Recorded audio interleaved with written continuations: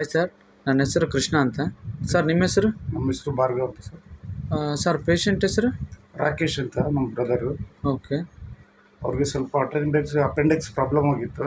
Okay sir. ಅದು ಅವರು ಹೇಮಂತ್ ಅವ್ರ ಮೂಲಕ ಈಸಿ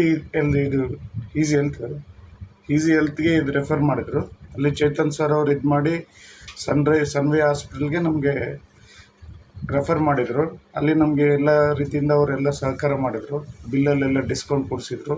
ನಮ್ಮ ತಮ್ಮನಿಗೆಲ್ಲ ಆರಾಮಾಗಿದೆ ಇವಾಗ. ಸರ್ ಈಸಿ ಹೆಲ್ತಿಂದ ಹೆಲ್ಪ್ ಆಯ್ತಲ್ವಾ ನಿಮಗೆ? ಆಗಿದೆ ಸರ್. ಯಾವ ಥರ ಆಯಿತು?